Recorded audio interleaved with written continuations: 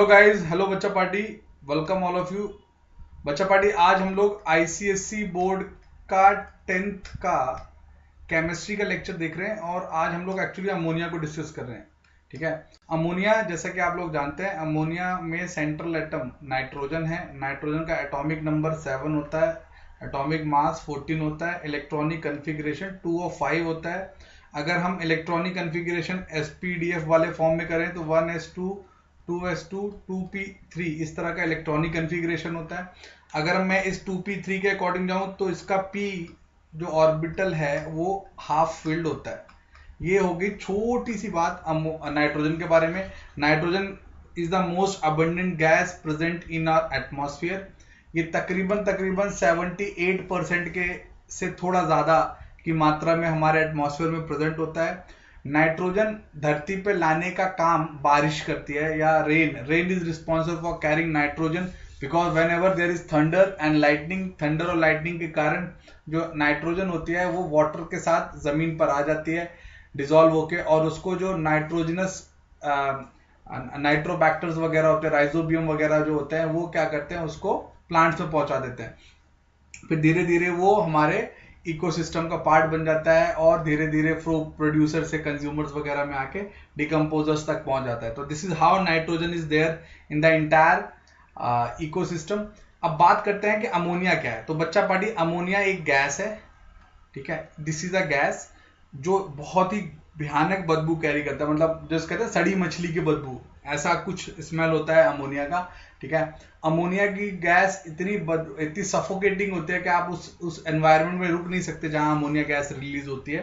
ठीक है, ammonia gas की सबसे खास बात क्या है, ये इजिली वाटर में डिजोल्व हो जाती है और अमोनियम हाइड्रोक्साइड बनाती है।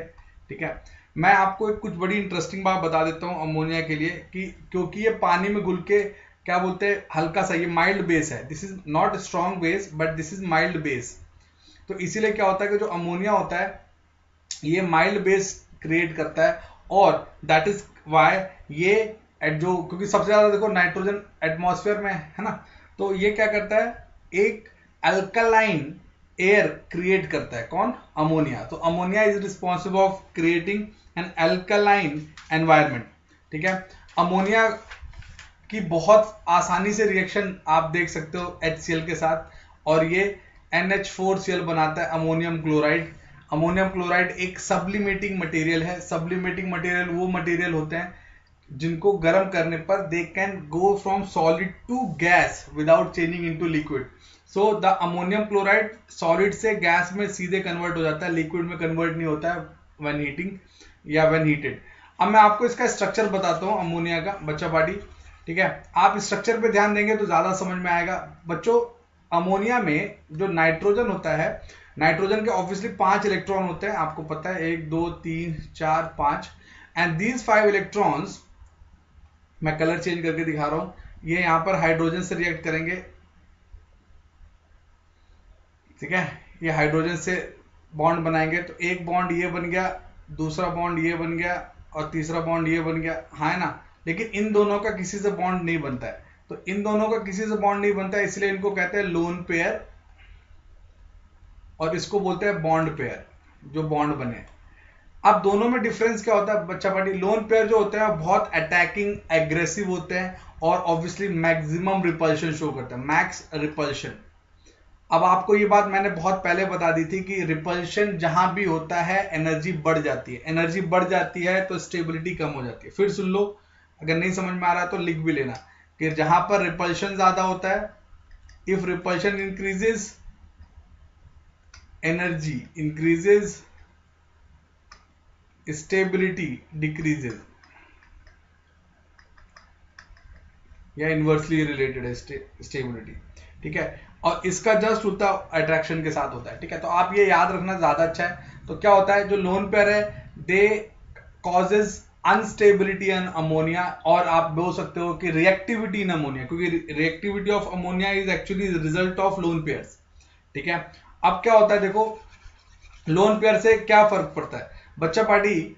जो लोन पेयर है अमोनिया का, हमें क्या लगता है कि ammonia can be written like this, NHHH। हम ऐसा सोचते हैं कि ये तीनों हाइड्रोजन 120 डिग्री पर नॉर्मल सिमेट्री बना के अरेंज हो जाएंगे।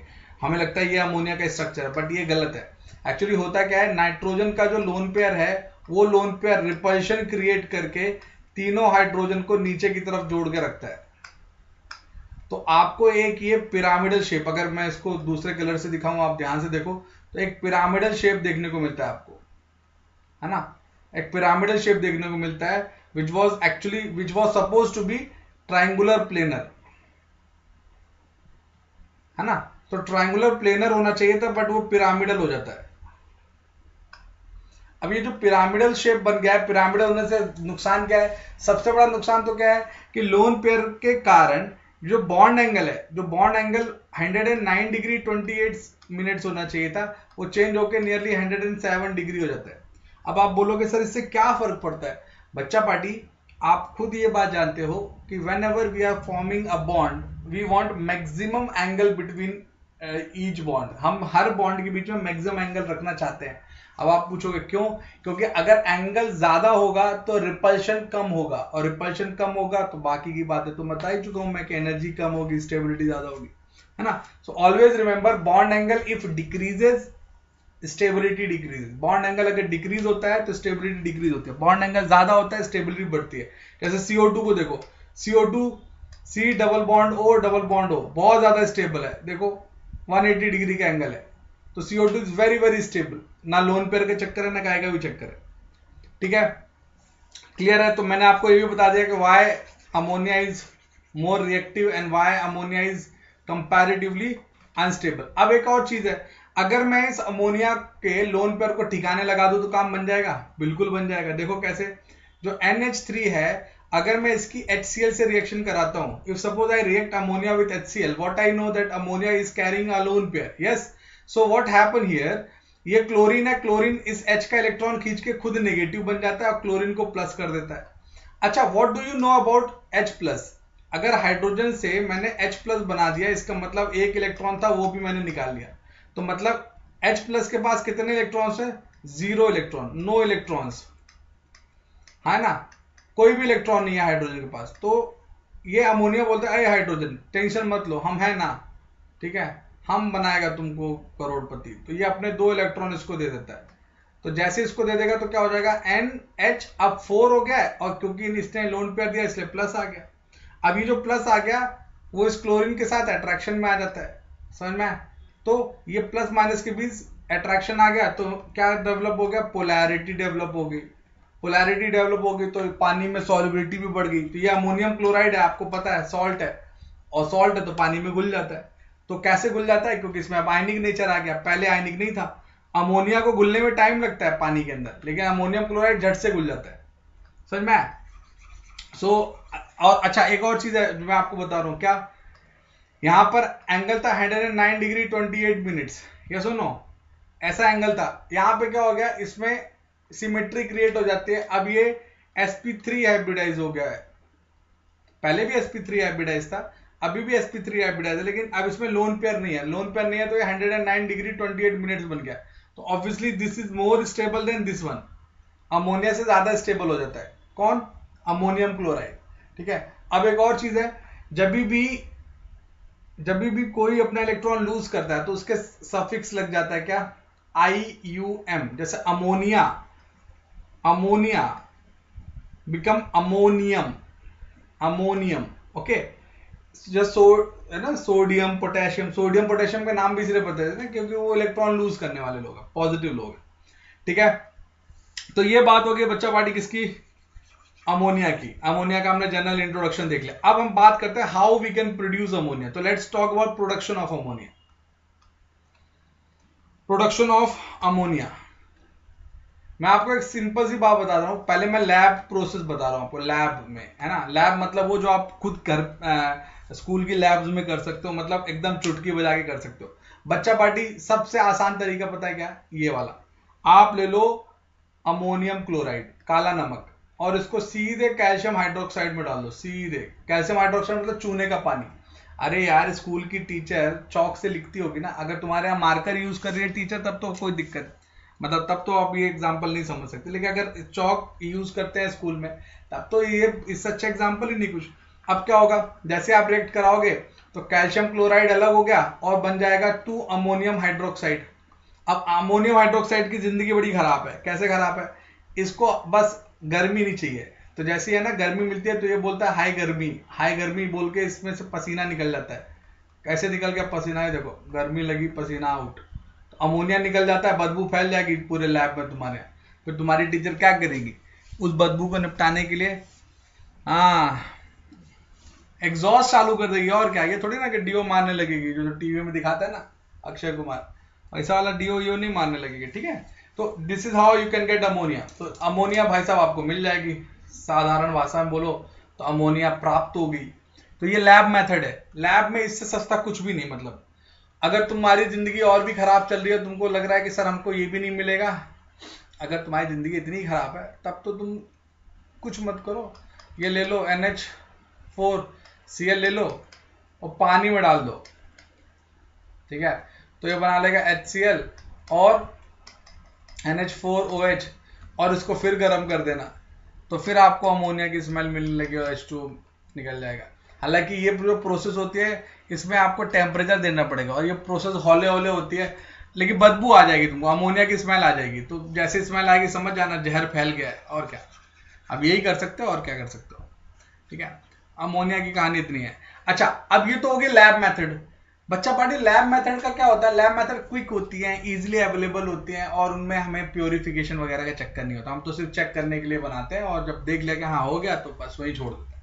लेकिन अगर मान लो सिद्धेश पारधी अपने पूरी खोलियों के कारण इतना नहीं कमा रहा, उसे करोड़पति बनना है, तो उसने सोचा कि काहे ना हम अमोनिया का एक बड़ा सा एजेंसी मतलब मैन्युफैक्चरिंग यूनिट खोल दें। तो उसके लिए हैबर प्रोसेस यूज करते हैं। हैबर, फैबर अप्लायंसेस मत यूज करना ना, हैबर बोलो, तो इसको हैबर्स लॉ भी बोलते कई लोग। ठीक, तो हैबर क्या कहते हैं, नाइट्रोजन ले लो, हाइड्रोजन ले लो। ठीक है, ये है ना रिवर्सिबल प्रोसेस है, इसलिए मैंने ऐसा एरो बनाया। ठीक है, और इसमें आप ले लो हाई प्रेशर और हाई टेम्परेचर। ज्यादा प्रेशर और ज्यादा टेम्परेचर पर भाई साहब आपको डायरेक्ट अमोनिया मिल जाती है, नो झंझट, सब फटाफट एकदम तेजी से आप ताबड़तोड़ ये बना सकते हो। तो this is what commercial process, manufacturing बोलो कमर्शियल बोलो जो बोलना है बोलो, फर्क नहीं पड़ता, but this is Haber's process. Haber process में आप डायरेक्ट अमोनिया बना सकते हो, एकदम डायरेक्ट। हाँ एक चीज जरूर है हैबर प्रोसेस में, because hydrogen and nitrogen reaction is a reversible process, so whenever we get ammonia we immediately we remove ammonia from there into container। मतलब नाइट्रोजन और हाइड्रोजन की जो रिएक्शन है वो रिवर्सिबल रिएक्शन है, अमोनिया बनना एक रिवर्सिबल रिएक्शन है। तो जैसे ही अमोनिया बनता है तुरंत हम उसको सिलेंडर में भर के बेच देते हैं, नहीं हम थोड़ा देर वेट करेंगे तो वो अमोनिया वापस N2 और हाइड्रोजन में ब्रेक हो जाएगा। तो ऐसा तो अपन नहीं चाहते ना कि अपन गोल गोल ही घूमते रहे भैया, है लिए दिया कुछ नहीं गिलास थोड़ा बाहर आने, ऐसा वाला तो नहीं होना चाहिए ना। चलिए, तो ये हो गया भाई, हमने अमोनिया की मैन्युफैक्चरिंग कर ली। अब अमोनिया के बारे में बात कर लेते हैं। तो अमोनिया की सबसे खतरनाक बात यह है कि ये पानी में घुल सकता है। पानी में घुल सकना एक बहुत बड़ी बात होती है अमोनिया के लिए। ठीक है, और क्योंकि ये पानी में घुल सकता है तो इसीलिए हम जब भी प्योर अमोनिया निकालने वाले होते हैं तो हम क्या करते हैं, डाउनवर्ड डिस्प्लेसमेंट ऑफ एयर का तरीका यूज करते हैं। क्यों, क्योंकि एक तो ये पानी में घुल सकता है, दूसरा ये नॉर्मल जो गैसेज है उनसे भारी है ना। तो हम अमोनिया का डाउनवर्ड डिस्प्लेसमेंट के तरीके से अमोनिया को स्टोर कर सकते हैं या इकट्ठा कर लेते हैं। ठीक है, क्लियर आ रही है बात समझ में। अब है ना कुछ बातें और है कि आप जब अमोनिया बनाते हो तो पानी बहुत आ जाता है ना। जब भी आप अमोनिया बनाते हो तो पानी आ जाता है, तो उस पानी मतलब बहुत सारा पसीना निकला ना, अपन ने देखा ना अभी अपन ने अमोनियम हाइड्रोक्साइड को गर्म किया था, है ना। तो अगर हमें पानी को हटाना है तो हम क्या करेंगे, ठीक है, हम केवल और केवल कैल्शियम ऑक्साइड का इस्तेमाल करते हैं for drying ammonia. For drying ammonia we use calcium oxide. Always remember, because we cannot use H2SO4, we cannot use calcium chloride, we cannot use any of other substances rather than using just calcium oxide. So please make sure आपको ये बात समझ में आ रही है। ठीक है, clear है बच्चा पार्टी। हैबर प्रोसेस तो बहुत ही इंपॉर्टेंट है, अगर याद कर लोगे तो अच्छा है, नहीं याद किया तो फिर बहुत ही अच्छा है, फिर तो टीचर देख ही लेगी क्या दिक्कत क्या है। ठीक है। हाँ, एक चीज और है कि लोग अक्सर पूछते हैं कि हैबर प्रोसेस के लिए क्या जरूरी है। तो हैबर प्रोसेस देख लो एक बार फिर से, एक बार आपको बताता हूँ। N2 + 3H2 is giving you ammonia, है ना। तो इसमें आपको टेम्परेचर ज्यादा चाहिए, प्रेशर ज्यादा चाहिए, साथ ही साथ नाइट्रोजन हाइड्रोजन हमेशा 1:3 के रेशियो में होने चाहिए, और जैसे अमोनिया बन रही है उसको वहां से तुरंत रिमूव करना चाहिए। ये सब चीजें अगर करोगे तभी आपको अमोनिया मिल सकती है, नहीं तो being a reversible process we can never get purest amount of ammonia, और बस बनाते जा रहे हैं लेकिन मिल नहीं पा रहा है, मिलने से पहले ही खत्म हो जा रहा है। तो ये ऐसा सब नहीं होना चाहिए। One more thing which is really important, we have to use some catalyst over here. तो Ni, Pd, Pt इनका इस्तेमाल करते हैं, ठीक है। आयरन एंड रायनिन निकल का भी इस्तेमाल किया जाता है, ठीक है। इसमें इस NiPd हटा दो, है ना। आयरन और निकल का इस्तेमाल किया जाता है। एंड सबसे इंपॉर्टेंट बात, इसमें आपको एक कैटालिटिक प्रोमोटर भी यूज करने की जरूरत होती है, इसको मॉलिब्डेनम कहते हैं। तो मॉलिब्डेनम बेसिकली क्या करता है, हाई टेम्परेचर्स को कंट्रोल करता है और कैटलिस्ट को रिएक्ट होने का मौका देता है। तो that is very very important, ठीक है। अब बात करते हैं अमोनिया का। तो बच्चा पार्टी याद रखना, अमोनिया को आप इजिली लिक्विफाई कर सकते हो। So you can easily store ammonia. अरे आपने देखे होंगे यार, अमोनिया का बहुत सारे वीडियोस भी वायरल होते हैं, आपने देखे होंगे कि लोग अमोनिया इकट्ठा कर लेते हैं, प्रेशर देके उसको स्टोर कर लेते हैं। लिक्विफाइड अमोनिया के यूट्यूब पे कितने वीडियोस मिल जाएंगे। कई लोग नाइट्रोजन और अमोनिया का मिक्सचर यूज करते हैं चीजों को फ्रीज वगैरह करने के लिए, ठीक है। तो it is easily can be what liquefied ammonia can be easily liquefied and can be easily stored, कोई दिक्कत नहीं है। अगर आपको इसको लिक्विफाई करना है तो तकरीबन -196 से लेके -253 डिग्री सेल्सियस का टेम्परेचर देना पड़ेगा। -253 डिग्री सेल्सियस तक का टेम्परेचर सोचो। मतलब आसान भाषा में बोले तो ये कि प्रेशर ज्यादा दे दो, टेम्परेचर बहुत कम कर दो, तो अल्टीमेटली क्या हो जाएगा, आपको लिक्विड गैस मिल जाएगी। तो बहुत सिंपल सी बात है, ठीक है। अब बात करते हैं फिजिकल प्रॉपर्टी ऑफ अमोनिया। तो it is a colourless, pungent smelling, slightly alkaline, non poisonous gas. Ammonia poisonous gas नहीं है, सफोकेटिंग है लेकिन पॉइजनस नहीं है, मरते नहीं है आदमी उसमें, ठीक है। और इसमें पानी जैसे ही मिलता है तो ये अल्कलाइन हो जाती है अमोनिया, है ना। पंजेंट स्मेलिंग है, बदबू, भयानक बदबू वाली गैस होती है, ठीक है। आप तो समझो केमिस्ट्री लैब में जब आप जाओगे ना तो ज्यादातर बदबू सल्फर और अमोनिया के कंपाउंड के कारण ही होती है। कभी भी जाना, आपको तो ऐसा होगा कि आपको है ना घर पे, मतलब जो केमिस्ट्री के प्रोफेसर होते हैं जिन्होंने कि लैब में ही बैठे रह के काम करना है, उनको तो उनकी नाक के बाल भी है ना अपनी एनर्जी खो देते हैं। तो उनको नाक के बाल बोल रहा हूं मैं, नेजल हेयर्स, उनको स्मेल रिकग्निशन की बड़ी अच्छी हैबिट लग जाती है। तो उनको पता रहता है ना कि भाई कौन सी गैस है, क्या है, कैसा है, ठीक है। समझ में आ रही है बात। Ammonia can B melted, the solid ammonia can be melted around -77.7 degree Celsius, ठीक है, भूलना मत। और बॉयल कितना होता है, -33.5 डिग्री सेल्सियस पे, ठीक है। हर चीज का बॉइलिंग या फ्रीजिंग को आप अपने बॉइलिंग और फ्रीजिंग वाले पार्ट से मत देखा करो कि 0 डिग्री पे फ्रीज हो जाता है और 100 डिग्री सेल्सियस पे बॉयल हो जाता है। दैट्स नॉट करेक्ट, ठीक है। क्लियर आ रही है बात समझ में? Good, perfect. बच्चा पार्टी अभी है ना एक बड़ी इंटरेस्टिंग बात बता रहा हूं आप लोगों को, द केमिकल प्रॉपर्टीज। हम लोग केमिकल प्रॉपर्टीज पे चल रहे हैं, किसकी, अमोनिया की। प्यारे बच्चों, chemical properties of ammonia are very important, very very important. मैंने आपको एक बात आज ही बताई कि जो अमोनिया है, अमोनिया का जो लोन पेयर है, सब काम वही खराब करता है। मतलब due to the presence of lone pair the ammonia is very reactive, it is very very reactive. And अगर हम वो लोन पेयर हटा दें, मतलब उसमें स्टेबिलिटी के चांसेस बढ़ जाते हैं, है ना। तो अगर मान लो एक एक करके समझे, तो अगर मान लो मैं बर्निंग ऑफ अमोनिया करता हूँ, अमोनिया को जला दिया, ठीक है। तो अमोनिया को भाई चलो जला के देखते हैं। बर्निंग का मतलब होता है ऑक्सीडेशन, तो इसलिए मैंने क्या कर दिया, ऑक्सीडेशन कर दिया। तो ऑब्वियसली क्या मिल गया हमको, नाइट्रोजन मिल गया और पानी निकल गया, ठीक है। तो अमोनिया जो होती है, अमोनिया को आप जब बर्न करते हो तो आपको नाइट्रोजन और वाटर मिलता है। मतलब जरूरी नहीं है कि जैसे हम नॉर्मली चीजें जलाते हैं तो हमें CO2 वगैरह या CO वगैरह मिलते हैं, इसमें ऐसा नहीं है।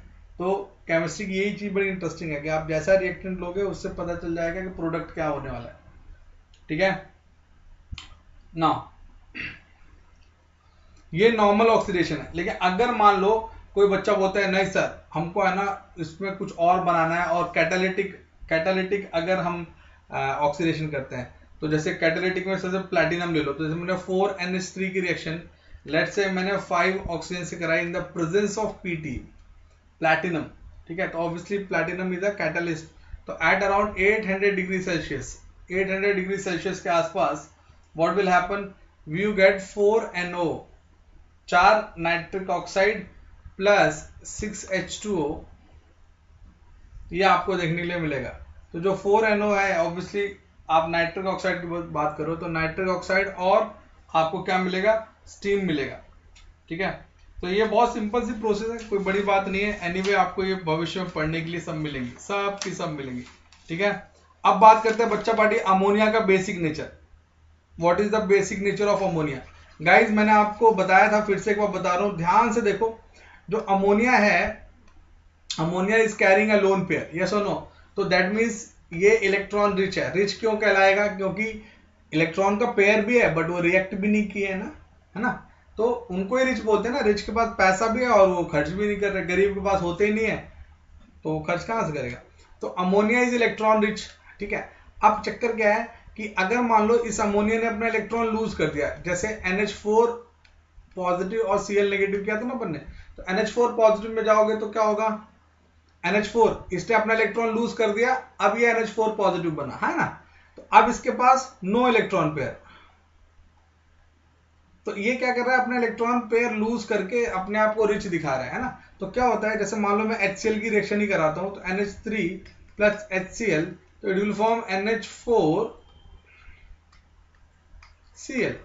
तो ये जो NH4 है वो कैसे बना, NH4 ऐसे बना कि इसने अपना लोन पेयर इसको दे दिया, तो लोन पेयर हाइड्रोजन को दे दिया, तो हाइड्रोजन ने अपना बॉन्ड किसके साथ जोड़ लिया, अमोनिया के साथ जोड़ लिया, ठीक है बच्चा पार्टी।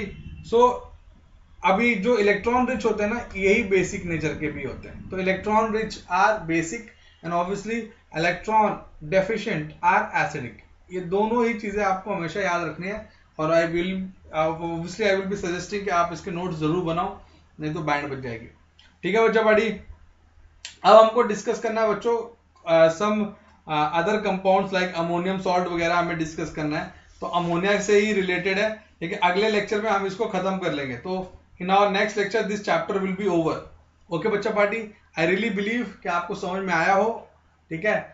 और आपको कुछ क्वेरी है तो कमेंट सेक्शन में जाकर कमेंट कर सकते हैं। मिलते हैं अगले लेक्चर में बच्चा party. Until then bye guys, bye, take care, bye everyone.